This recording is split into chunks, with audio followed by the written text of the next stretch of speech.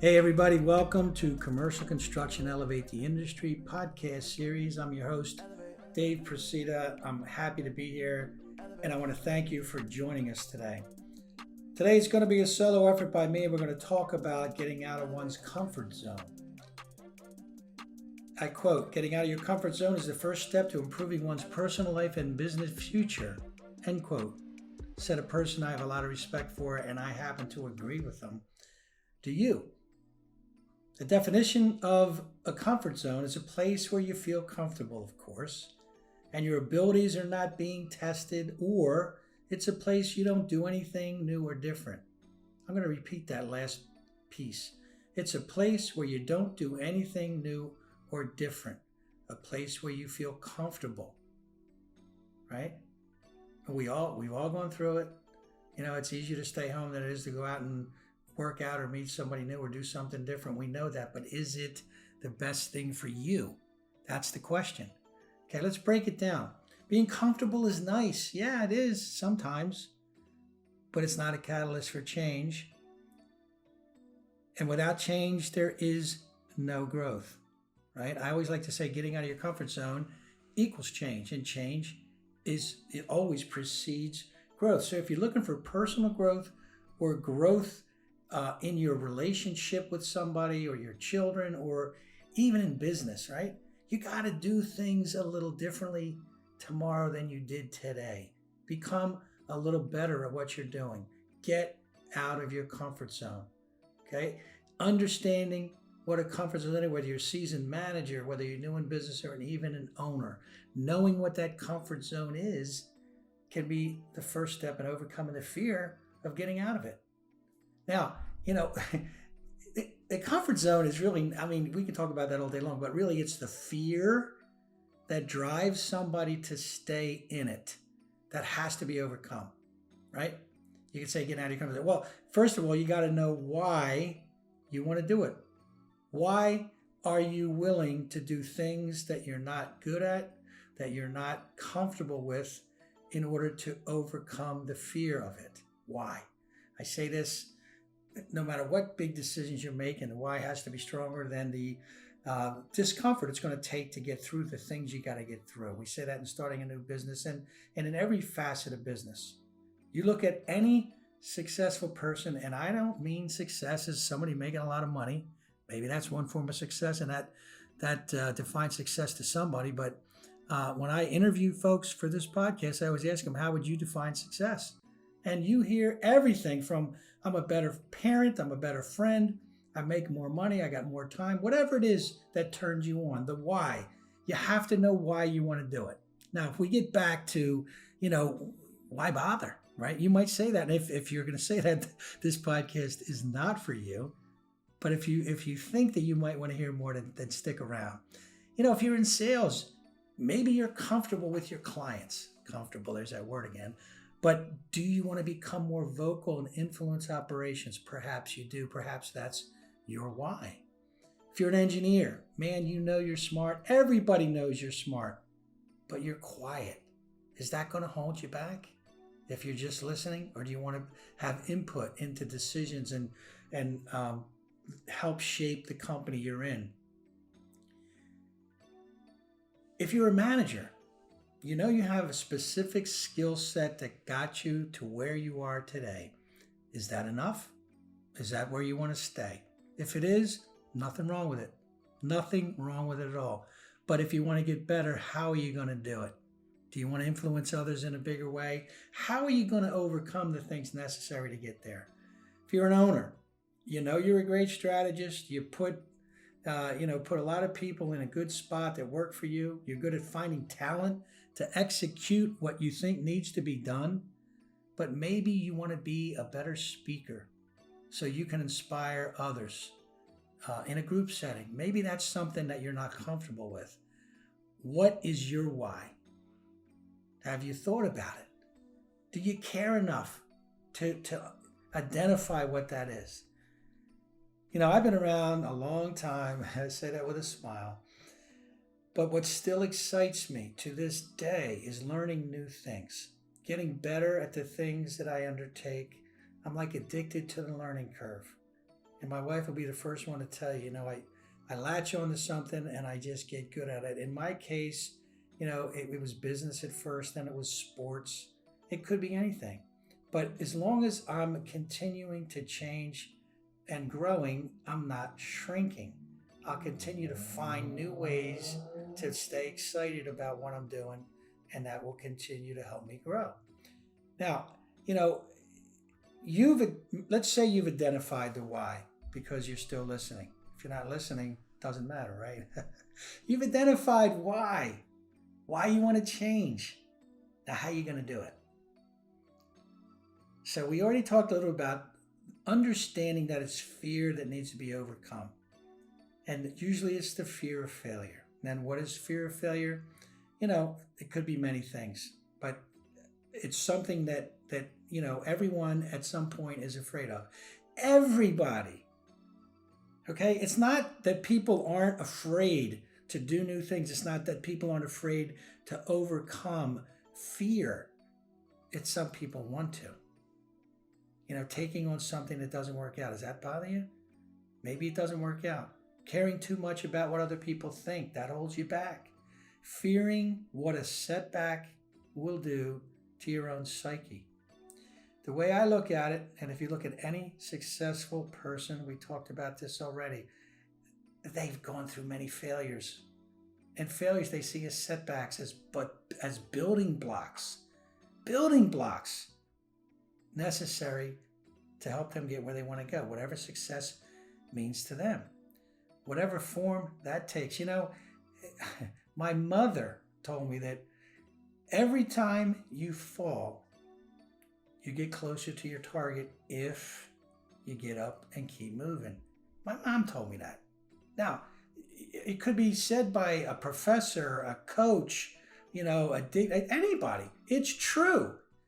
The way you see what some people would call failures, if you look at them as setbacks and ways to help you grow, you're going to be so far ahead that it's going to be difficult to hold you back.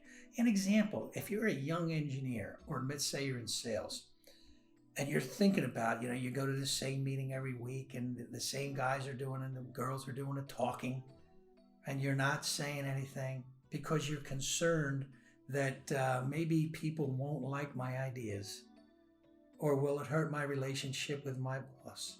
Well, I got to tell you, your boss and your peers will be impressed if your ideas are good, right? If they have merit, and if they're presented professionally. And I say that again, if they're good and they're presented professionally. If your input is not well thought out or appears self-serving, then stay quiet for another meeting or two. Share your ideas with somebody that you trust and come back and do it again. Don't abandon the thought. If you're an owner and you want to make strategic moves in the industry, but there's a chance it might not pan out, what's your fear? Will it cost you money? That's a very, that's a considerable fear. Will it cost you money? Or are you willing to risk the money you can risk, right? What you can afford to lose? Is the potential gain worth the risk? These are all fear factors, some would call it considerations when undertaking a new endeavor, right? Since you don't have to do anything, in other words, you don't have to change. If you're a business owner, you don't have to change. Just keep doing what you're doing if you like the results. But the strength of your why, right? Why do you want to change will be a key factor in deciding whether you do those things or not. I met recently with two guys, partners in a $30 million a year construction business. And they were at the beginning stages of just thinking about selling their business. They didn't certainly want to come and sit down with me and say, yeah, we want to sell. Now they're thinking about it. So I diffused the nerves right away because I said this. The good news is you don't need to do anything different if you're happy with the results you're getting. They shook their head, and they should have. They had a good business. But if you want to change, again, think about the why. Selling your company is an option you should consider. And they also agreed with that. Think about it this way. Owning a business in itself may be a huge comfort zone, a huge one, especially when you're in a business that hasn't evolved much, right? Doing the same thing today they did 5 years ago, 10 years ago. You work with the same staff. You're in the same office. You're surrounded by the same people. Your personal effects are everywhere. All the memories, knowing exactly who you are, feeling good about everything. Well, most everything, probably not accounts receivable, but that's another subject. Imagine the fear of the unknown when thinking about selling a business that you built with your own hands. It's huge. I recommended this, that they determine specifically how things will change after the sale, such as getting their money off the street and in their own personal accounts. Wow. Less stress. Don't have to worry about making payrolls anymore. More free time with the family. On and on and on. And finally, I said, don't look at this as the end of the book, selling your business. Look at selling as the beginning of a new chapter. Now, we talked a lot about selling, and if you're an owner, understand this, right? Your business represents a huge comfort zone. The question is, are you happy with it, or do you want change? And if you want change, you got to get out of it. So we're going to take a short break, and when we get back, we're going to give you a couple tips on how you can make the uncomfortable comfortable. See you in a minute.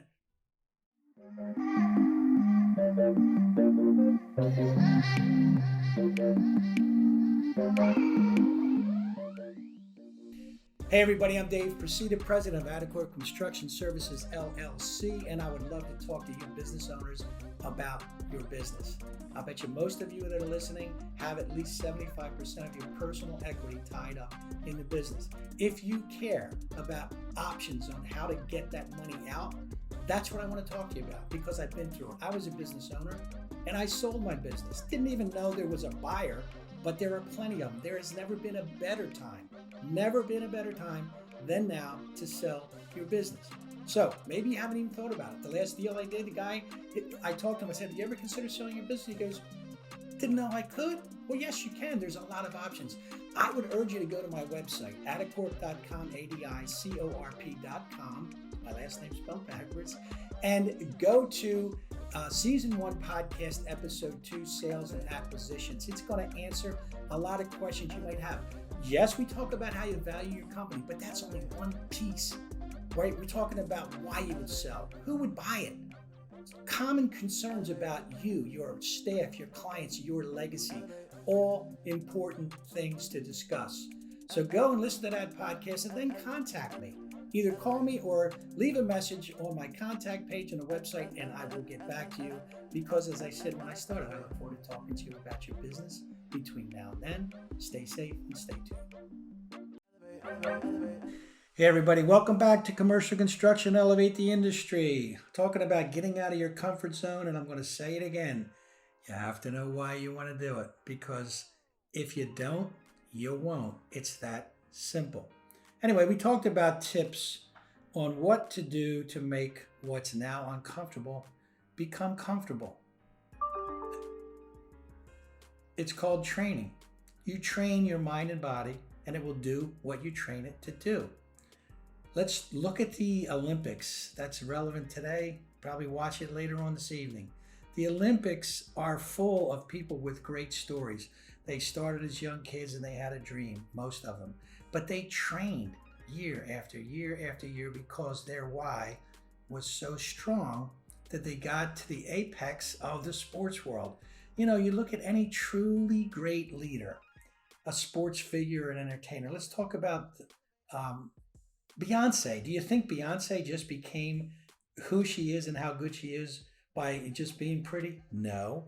She is super talented, but super trained. She does it every day. Sports figures, Tiger Woods, like him or not, since he was able to swing a club on Johnny Carson, right? He was watched intently, but that kid, that man now is a picture perfect identification of somebody who made himself the best in the world.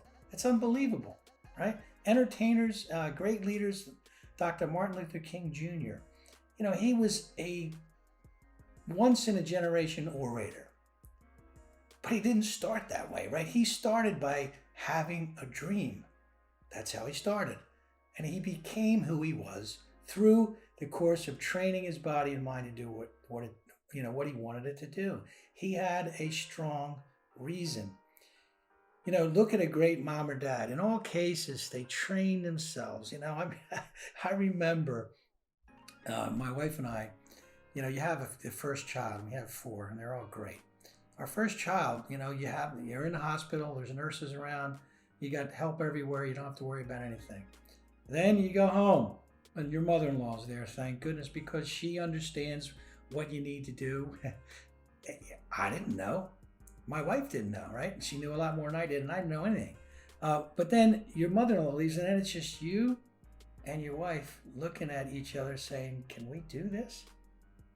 Well, the why was great, and we understand that we had to change. We understood that now the world didn't revolve around us. It revolved around an infant, and we figured it out, right? But we changed. We had to stretch and grow and evolve forward because the reason was, a lot stronger than any bit of discomfort that we had. So I don't care. My point is whether if you're new in business, if you're a seasoned veteran, if you're an owner or anything in between, this podcast is for everyone from owner to intern. We all have to find our reason to change, and we can do it by training our body to do what used to be uncomfortable until it becomes comfortable. Think about the first time you ran around the block. You're going to get in shape, right? Well, the first time you run, you're exhausted, like you never feel good. But if you stick with it, in a month you feel 10 times better, and in 3 or 4 months you feel like, man, I can't live without this. It happens if you want it to. One of the other things I think is critical in being able to impact change on your life, getting out of your comfort zone, is if you know what it is you want, you know where it is you want to go, get with people who are already there. Now, I'm going to use a sports analogy, and then we'll get into the life analogies. But in sports, I'm a perfect example of somebody who I believe gets the most out of what I have. And I do that because I want to get better. I'm addicted to the learning curve. I admit it. Guilty. Anyway, if I want to take on something, whether it be the sport skiing, right? I'll start out skiing, I'll get lessons, and I'll understand the basics, but I'll always try and ski with people who are at least as good as me or better. Same thing in tennis and mountain biking and in anything, in any sports endeavor, right? Understand the basics, but know where it is you want to go. I always knew where I wanted to go in sports to this day. It motivates me to do that, right? Early on, I was in business. Now, if you're young in business, it could be mentors, anybody senior to you. You have a huge list of people who you can get with and learn from. The younger you are, the more people know more than you, and it's good to get with those people. And treat it like you're in a supermarket, and you're going down the aisle and you see everything. Doesn't mean you got to buy everything. Doesn't mean you got to like everything. But it means that you take what you want, you put it in the cart, and you make it yours. Same thing in business, right? Senior managers, what's going to make you different today than yesterday, or tomorrow than today? What's going to make you different? Are you involving yourself with other people? Are you doing anything about continuing education? Are you going to seminars? Are you reading books? Are you expanding your hobbies? Are you becoming a better, more relevant person? Because that will round you out to become a better manager. There's no question about it. Owners, hang around other owners. Become active in trade organizations. Have you thought about giving back? I can tell you, the people who I know that are leaders in the trades, in the construction trade organizations, all say one thing in common, and that's they're so happy that they did it. It was a lot of time, but it was well worth the effort because now they feel like part of something bigger. I know one person in particular was afraid to get up in front of a group, but he wanted so bad to give back that he did it, and it was awkward at first, but the second time it wasn't as awkward. Then he laughed about it, and then he became a favorite of the people in the organization because many of them could relate to him. But they saw what he went through to overcome his fear of getting up in front of a large group. And he did that because the why for him was giving back. My break came when I realized I could learn from clients in business who eventually became my partners. But they had, I had a knack for sales, and I didn't know much about construction, but that's easy to learn. But what's not easy to learn are the processes it takes to be a real viable, ongoing, sustainable business. They knew it. They were second generation business owners. And while I became partners with them, it cost me a fortune to buy them out. But, perhaps I wouldn't have been in a position to do that if I hadn't hooked up with them in the first place. They knew more than I did. They knew what I didn't know, and I learned it because I got involved with them, right? We talked about sports and everything else. What else can you do to impact change? Well, you're doing something right now. What are you doing? You're listening to my podcast. And it's not because I'm some great, philosopher or anything like that. It's just that I've been through a lot and I'm trying to share it with you. You are listening to me because you want to hear things that might spark interest in something that you do or you want to do.